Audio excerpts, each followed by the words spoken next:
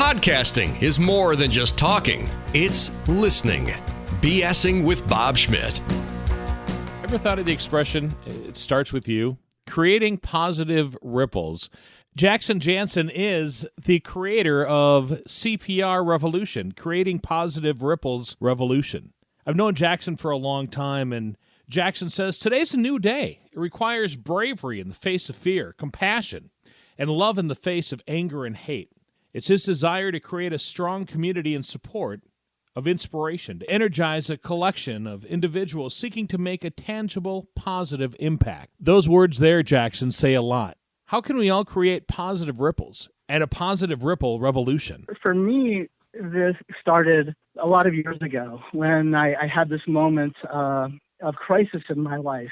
And I got an opportunity to really find out who my friends were, and then find out who the people I thought would be there for me in a crisis, how many of those weren't.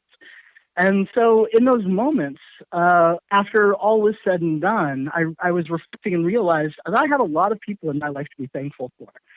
And I really made an effort for our window of time to let each person know what an incredible positive ripple they had made in my life. Some knew it, some didn't, some had no clue, but it let them know that they made a difference for me. I recognize, how often we have these moments in a day where we engage with the world, and we are moving and speaking and engaging with other individuals, and we're using our own filters, and oftentimes we're not necessarily focusing on how we can be the best person in that moment. And so I, over the last many years, I've looked at my career and started looking at potential professional transitions and started looking, how can I do this more in my life and in my career?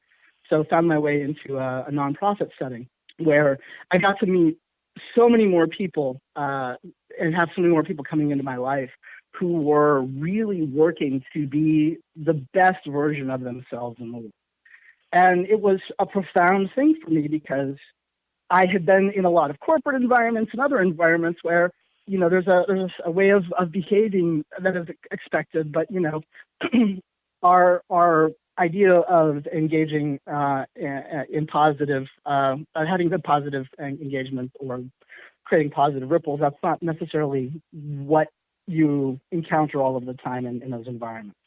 And so having an opportunity to have a regular engagement and interaction with individuals from the community that I might not have normally connected with, it really taught me a lot about the pieces of humanity that we don't get a lot to hear a lot about through our media or other things.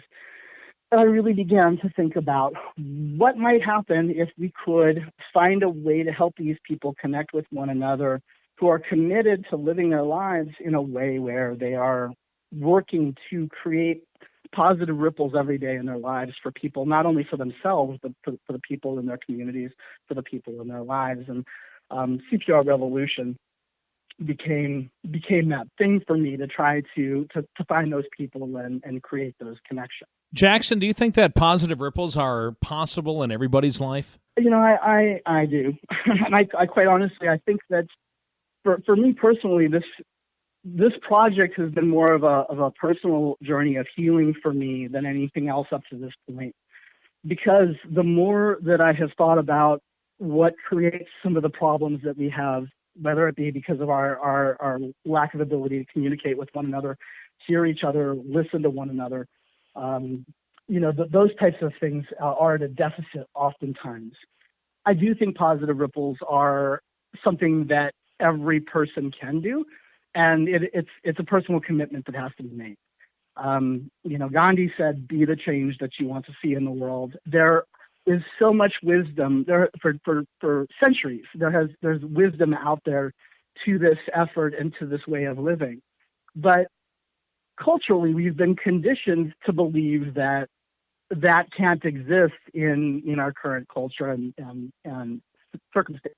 In the amount of time that I've known you for a couple of years, I know that you've changed quite a bit, that you've got a lot more positive about yourself, I think. I think that you have grown as a leader, I think that that you've had the opportunity, I think, to come out of your shell more or less. Because I remember the very first time that I interviewed you, which was probably 4 or 5 years ago, and how nervous you were. You know, you walked into the studio, and honest to God, Jackson, you were. I mean, you look like a scared sheep. You know, you were. And then now look at you now. You've started the CPR Revolution. You're out talking to people. You're getting in front of groups. You're changing lives. You, Jackson, are being the positive ripple in people's lives. You know, and I appreciate that validation, and you're serving as a witness in that regard. I appreciate that, because I think that for all of us, life is a series of lessons, and we're here to learn and improve as human beings. And that's my philosophy. And it's not always easy. You know, our comfort zones get to us, and once we find a really good comfort zone that works for us, it's hard to push ourselves outside of that. Can I stop you there for just 1 second? Because I think that's exactly what I think a lot of people have a hard time doing, because we all seem to get stuck into our comfort zone. And once we're in that comfort zone, we don't want to let go of the proverbial life jacket, if you will. And, out of all the people that I know and all the people that I've talked to, Jackson, you're that person that's kind of throwing that life jacket off to the side and kind of pushed it away. Yeah, it's honestly, it's for me, taking a position as an executive director of a nonprofit was a huge step, because I had always aspired. I'd done management in corporate environments and whatnot, so I had gotten to work with people a lot. But this was the first gig that I had where I was responsible for all of the functioning of a organization. But I also had this feeling or understanding that I knew that I had a lot of limitations to being able to do that job. And I had a lot of fears about being in front of people. I'm trans. And so growing up as a gender nonconforming female, I found the world to be really hostile. And for a major part of my life, worked really hard to be invisible to other people because I didn't want to take crap from them. And so becoming the executive director of the center pushed a couple of things for me, because it forced me to overcome some of my fears around engaging in public speaking and things like that. But it also, because there were so many rewards in engaging and embracing my fears and trying to overcome them, it just became easier and easier to do. And so the last couple of years, and especially over the last year, I've been working really hard. If something scares me, we have two kinds of fear, right? We have the fear that we should run because we're about to be eaten by the lion. Or, we have fears that are our ego's response to us because, it puts us outside of our comfort zone. And I'm not talking about, standing face to face with a lion, but, I'm talking about standing face to face with all of those times where your ego is telling you that you don't want to be you don't want to be mocked, or you don't want to, be disliked, or like all of these negative things that keep us from engaging in the world in some way. And each time that those things have arisen, I have tried to have a mindfulness about it so that I can step into the fear and I can either fail and learn from it or overcome it and feel a little bit stronger. Jackson, there's so many people that are so negative. How do you end up turning that negative into a positive, or, deal with when somebody is not being the nicest or the most, the most welcoming to you? And honestly, this is a work in progress for me, because this also goes with judgment. I found myself having to work both on my judgment, because we're human beings. We've learned through living that we need to come up with judgments and just so that we can assess our situations. But oftentimes those end up going into, we frame judgments around people so that we're compartmentalizing them and putting them into boxes before we know anything about them. And so I've really, part of this for me was realizing how many judgments I had, because it's an ongoing process. But recognizing where those are, and then trying to work through my own judgments. Because the more that I do that, then there are people. We're having this conversation about being the change and having positive ripples, and it's not realistic to think that 100% of humanity is ever going to get to the place where, oh, I'm going to get be a good person because I know that will create a better society and a better culture. We've got a lot of people that are really attached to, power and pain and hate and anger. And those are not the folks that I am really seeking to expend the energy on right now. I'm making the conscious decision that if there's somebody who is looking just to come at me to have a fight, for me, I've given myself permission to walk away. And I have a desire to engage, but I want to have a respectful dialogue. I want to understand the difference that people are coming with, the difference in thought, the difference in ideas, the difference in opinion. But unless we are all parties in the conversation are interested in hearing and listening to one another and having a shared engagement, so that the whole purpose is to the two people or however many people involved are connecting and understanding one another. Those are the times that I want to engage. And somebody can be angry and frustrated, but if they are willing to be present in that space, they are at least compartmentalizing the anger for a time being, so that they can try to be in a place of conversation. So for me, it's how, when I'm engaging, how much does that other person really want to engage? How much do they really want to be a partner in the conversation? And then I'm making an assessment as to how I'm going to engage based on that.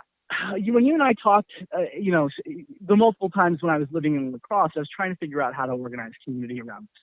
What this has now become for me is I realize that I can't really organize community. What I have to do is organize individuals who are wanting to take control of the reality that they're experiencing.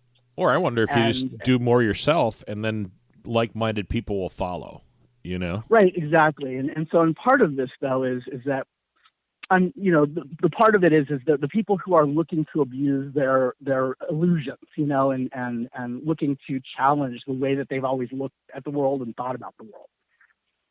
And when I started thinking about the people that are doing that, it's really hard to kind of organize around that when you're trying to tell people, I want you to be unique individuals who resist the norms, and the way that we've been told that we should do this and engage. And, it's really hard to both organize and seek those folks out. So I began to look at it more from the perspective of, how do I talk about my path and my journey and the lessons I'm learning in doing this, and then hopefully be able to draw other people who are already doing that work as well into the conversation, so that we can help each other develop and improve the way that we're engaging in the world personally, and then from there we can build the bridges.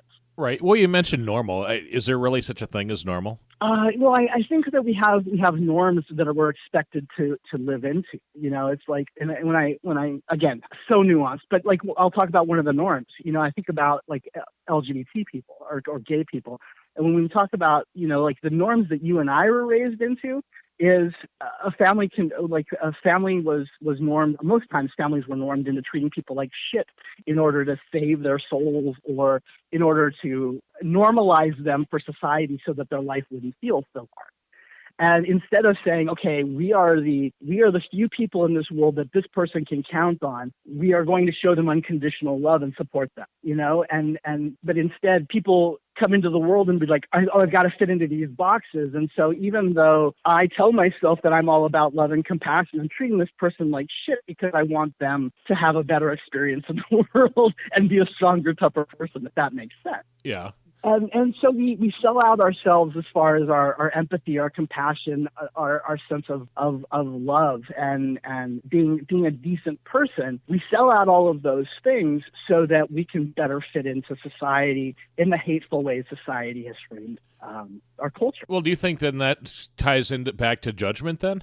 It does tie for me. That has taken me to judgment, because I realize that the judgment piece is what has really kind of it stops us in our tracks from even stepping into a new situation. So when I first started thinking about a lot of this project, for me was like, well, these are things are really screwed up. It's like, what can I do? Like, where's the root cause to this, to fixing these things? And so, like, as I was looking for myself as, what is the root cause for me not stepping out of my comfort threshold and going into other communities that I'm not familiar with? Where, it's like sometimes fear paralyzes me from doing things that I should be doing to either engage the world or build bridges. I really think that everybody has that. I think that everybody goes through and they're paralyzed by the crap that society throws at you. It doesn't matter if you're going to talk in front of a group of people that you know, that you don't know, a group of your family members, a group of anybody, I think. Well, yeah, and that's exactly it. And how often do people have on the regular have help getting through that? And how often is it easier to stay in that fear and feed your ego and say, okay, I'm just not going to do anything that I should be doing right now because it's more comfortable to not engage. And, and how often that paralyzes us. And again, I have to, like, all of these things I'm talking about, I'm thinking about them as complexities of us as human beings and what I think most of us do experience. But I'm very clear as to, I need to talk about this from my own personal experience, because I don't want to sound judgy. I don't want people to sound like I'm trying to convert or that I'm trying to preach or anything else. And so when I'm talking about this, I've been trying to focus on first person narratives and telling my story or telling my experience, because I also don't want to make assumptions that other people are experiencing exactly the same thing I am, because we've all had completely different experiences of the world just because of the way that our lives unfold. Well, that actually brings me to another point, because earlier on in the conversation, you mentioned that you're gender nonconformist female. Is that the correct way of saying it? That you were? Yeah. Yes. So what does that mean to somebody that doesn't know? So, I was born and assigned female at birth, and for me, trying to fit into our gender norms of what female is supposed to look like, it from the time that I could walk, I never fit into the box as well. And I was not feminine. I was very gender nonconforming. And when I would walk the streets as a kid, I repeatedly dealt with people going out of their way to ask me if I was a boy or a girl. So that is the gender nonconforming piece. So I kind of grew up in the society being told that I needed to conform to what it meant and looked like and how a female should act like. Yet at the entire time, my entire internal embodiment was male and felt male. And so it was this disconnect. So do you think that pushed you toward starting Creative Positive Ripples and the revolution?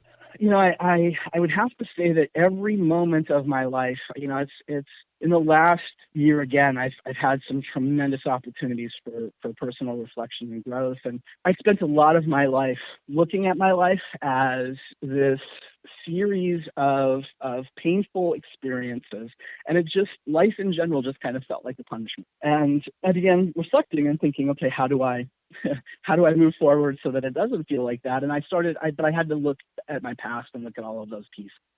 And as I reflected on those really problematic, frustrating, painful experiences that I had for the first, most of my life up until this point, there was this moment where it was like almost a perfect alignment, where every negative thing, I could see how that happened and how it led me to a lesson, or to understanding my strength, or to understanding my courage, or understanding my ability to overcome. And so it's hard for me to say that any one thing leads to this. Everything in my life has led to the moment of realizing that I needed to walk this path.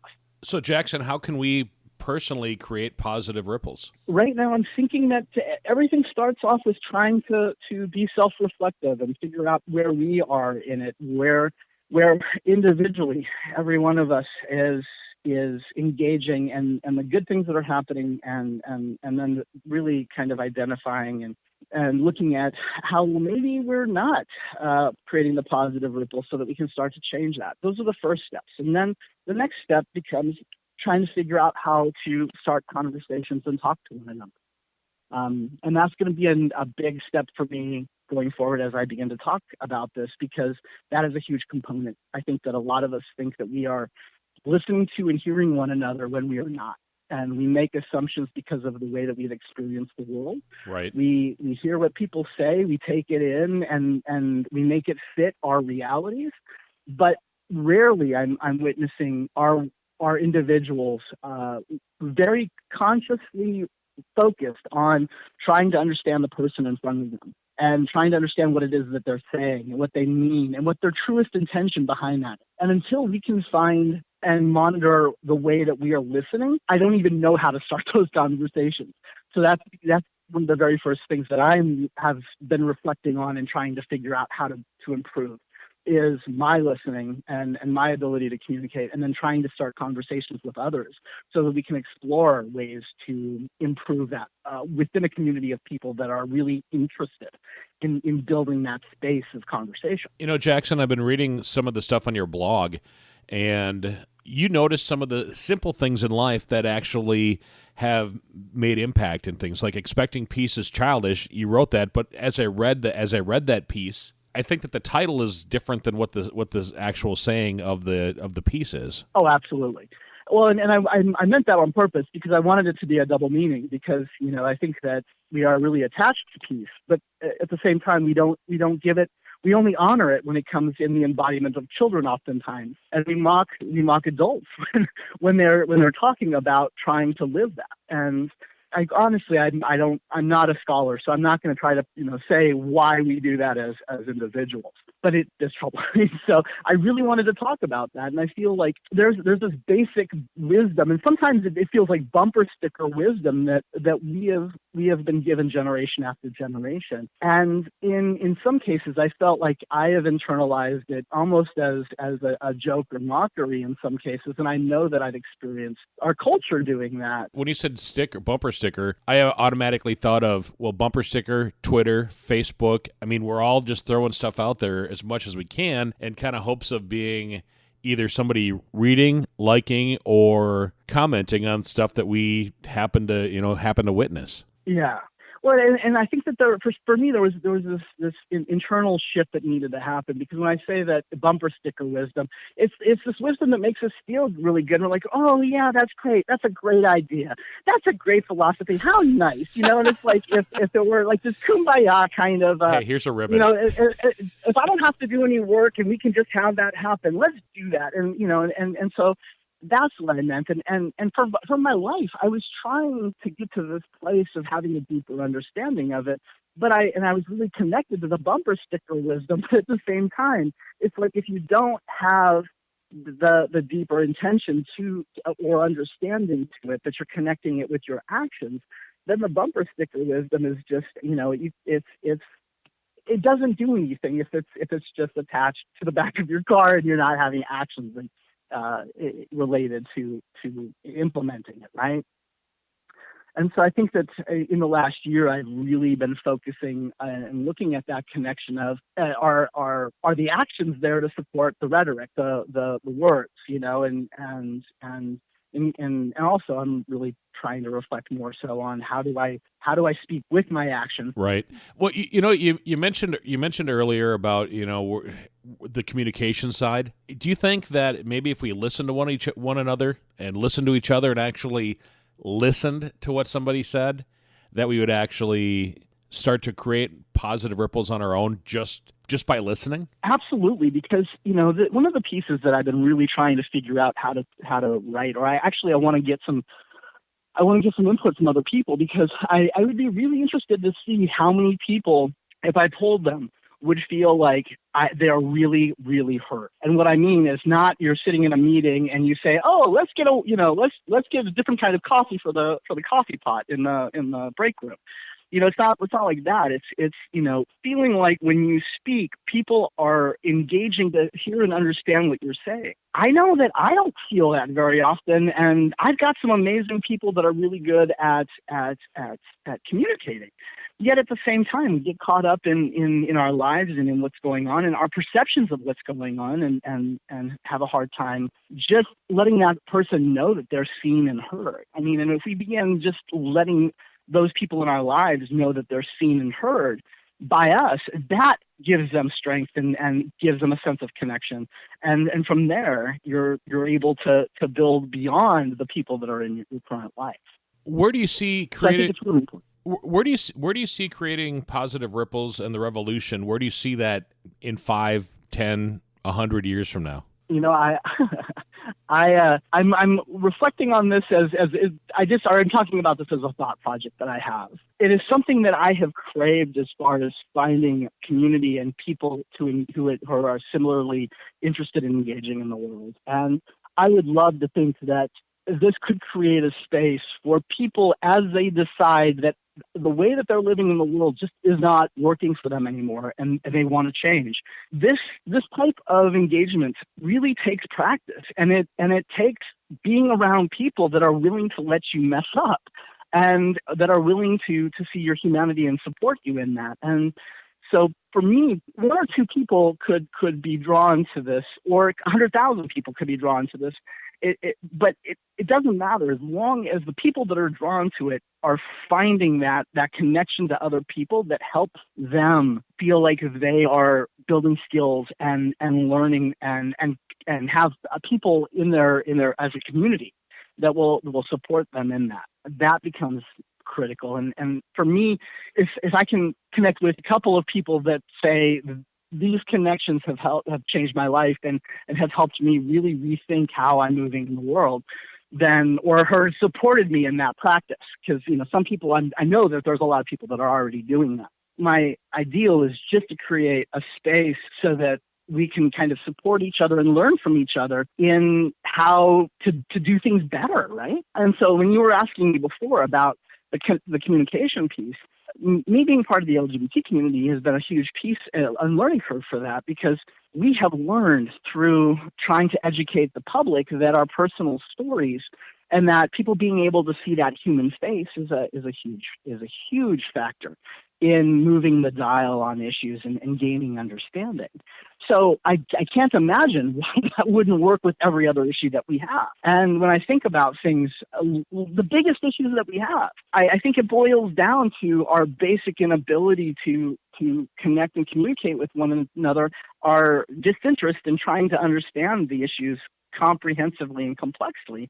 And also being willing to get out of our comfort zones in case, the answers don't necessarily fit, with what our perceptions of things should be, and being willing to even exist in that if somebody doesn't agree with us or whatever, Absolutely. Well, I think that it doesn't matter if you're in the LGBTQ community or the any other community. I think that there's always going to be people out there that are naysayers that don't have the same thoughts or beliefs that you do, and you just kind of have to power through those things. I think that everybody has to deal with with things like that.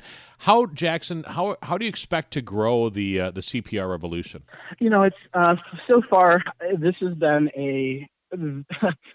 an intuitive journey. I did a video last November in which I started to think about this, but I still hadn't wrapped my arms around the complexity of the directions that it could go. And so for me in the beginning, right now, it's just I'm trying to talk about some of the things that I've been witnessing around the communication piece and our personal commitments to responsibility, or personal responsibility to engagement. And then once I'm able to have more conversations like this with people and really kind of loop people in to the deeper idea behind it, then we will see where things will go. Ideally, I would like to be able to bring in other voices to be able to promote on the website. But then we're also trying to find ways to create a template or a toolkit that people will be able to download so that people can create meeting spaces in their own communities and ideally have these physical spaces that people can come to and have weekly conversations or monthly conversations depending upon the desires. Do you see this being a worldwide revolution, or within the states, or within your state, within a different community? I don't think that the dysfunction in the U.S. is really just ours alone. So I really think that this is something that could resonate with anybody in any country. This is a combination of philosophies and values that I think that most human beings hold in one way, shape, or form. And whether or not people's desires to do the work themselves to do it more regularly or might vary, but I do think it could be worse. I think with technology and the internet, that makes really anything possible now. For me, I'm just trying to look at getting it off the ground and staying local right now is where it is. But if people from other countries found the blog and wanted to contribute, that would be amazing. One of the ways, because I think you and I spoke about this a couple of years ago when you were first kind of coming up with the idea, and I've always thought of the creating positive ripples as if somebody took a rock and threw it into the water, and the ripples that it creates, because every action has a reaction. And absolutely, and that's how I picture this. I mean, is that kind of your thoughts on it also, or is that just the way that I interpreted it? That's totally it. For the ripples from that perspective, that's a great visual. For me, it came about because, again, from realizing the impacts that other people's actions had on me, and thus I was able to have on others because they had supported me and lifted me up in a moment. And for me, it became just a common practice of, almost like a daily meditative practice of, okay, if I'm leaving the house today, I can decide that I'm going to be a crusty, negative person, or I can try to bring some positivity into the world. And the one thing that we all get to decide on and control is our attitude. And so, for me, it was almost a meditative practice of how can I try to make those smaller moments matter and have a better impact. And I recognized that when I wasn't doing that, I would get self-absorbed and involved, and we could wander through a grocery store and not notice that I was in people's way or things like that. And I wanted to be a little less oblivious to the world, and in hopes that by moving in the world, that could improve something for somebody. And you never know where those ripples will go. No, you really don't. You smile, you open the door for somebody, all the way up to you're there for them in a big moment. So right. Well, I really look at just how chance encounters end up making a difference too. I look at almost everybody that I've met that has meaning in my life. It just happened to be that I ran into them this way, or in our situation, you called me because I answered a question, and we had conversation. Then we've had many conversations since then and built a friendship on the fact that it was just that it was a chance encounter of. I really don't think that our lives would have ever crossed had you not called. You know what I mean? Exactly, and like my time living in La Crosse and with you were a pivotal person with that because of everything that you just said. I had a couple of other people where I met folks, and it was one of those moments where people dropped into my life who might not have otherwise done so because of the position that I was serving in and the serendipity of it. And I learned what was possible if I let my guard down, slowed down, and didn't, was not always expecting to be beaten, right? It's like there was part of me that was always expecting to like with new interactions or new people, there was this anxiety about, are they going to be mean or, and so like when I finally like worked and got healed the pieces around that, where it was like, okay, no, I'm going to get over my fear. And even if I'm afraid, I'm going to still go and I'm going to do this and engage. Like I was finding that it was really incredible, those moments to connect with people where they didn't fit the stereotypes that I might have brought into my head, and then they were just really engaging. And you were one of those. I've really appreciated the way that I've learned to converse because of your willingness to be present in conversation. And so connecting with you and a few others really kind of led me to this place of what would be possible if we could say, okay, we need to slow things down, and we need to figure out how to talk to one another. We need to figure out how to have interest in talking to one another and listening and not just being heard. Honestly, Jackson, I feel the same way. I mean, because I had no idea. I mean, the stuff that we've talked about on my radio program and sitting down drinking beers and just BSing over lunch is stuff that I had no idea who to even ask or who to, you know what I mean, to answer some of those questions. And I do appreciate you as well. And I think that just that communication piece has opened up the doors for, I think, a lot of people to see in and to understand a little bit more. I know that with my radio program, I had comments afterwards with people saying, I had no idea that was a struggle. I didn't realize that, that somebody had to deal with that, or that people are such a-holes that they would, judge somebody without even having conversation with them before. And I believe I probably fell into that too. And like you said, with the conversations that we've had, and maybe the whole stereotype thing, I think I probably had a stereotype that I thought of, when before we met, but then after we met, I'm like, no, man, you're a good person, and Right. And I think that's just something that a lot of people need to open up and to see, I guess, is to have conversation. It starts off with a hello. I mean, it really truly does. I think that the first step in a positive ripple is to say hi or to smile or, hey, how you doing, and actually listen and care about that person's answer rather than the half-assed, hey, how's it going, and then not caring and just keep on walking. Absolutely.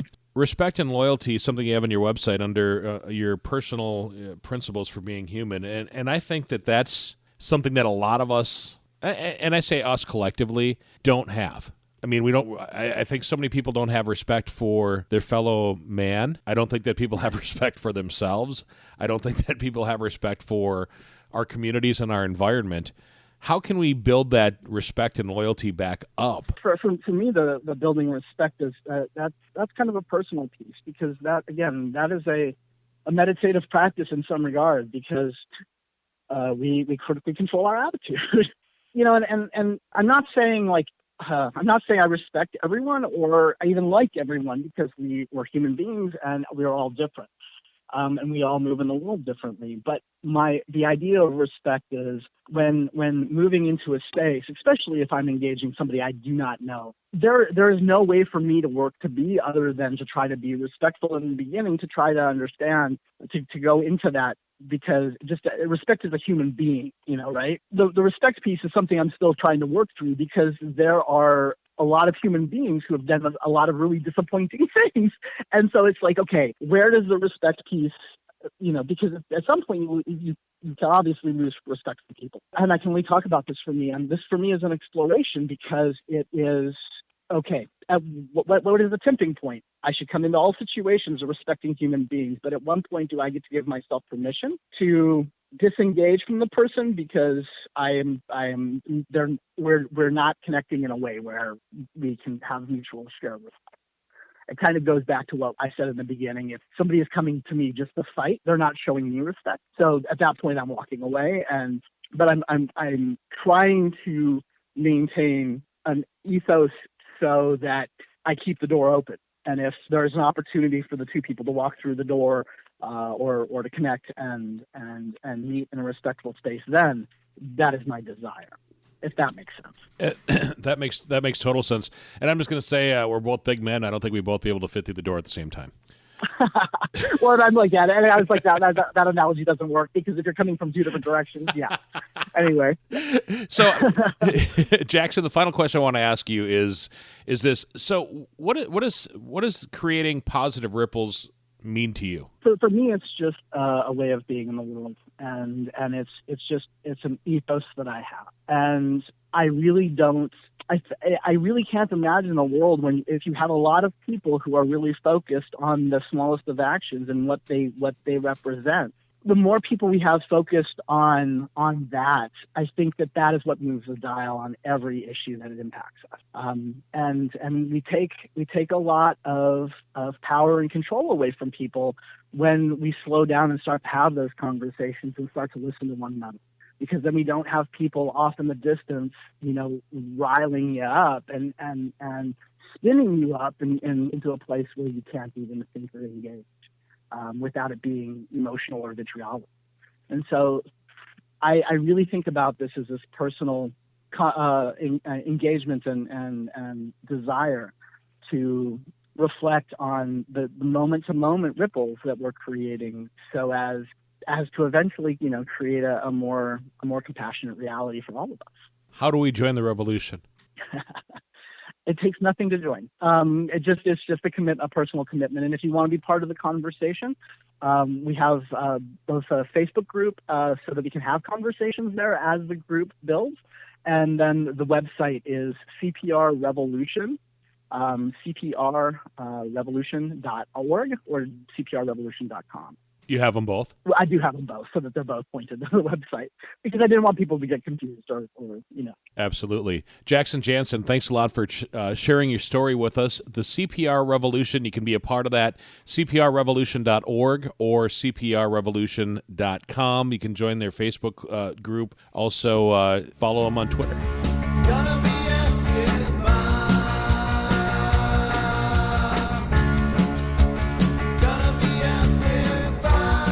The BSing with Bob Schmidt podcast is brought to you by Orange Computer.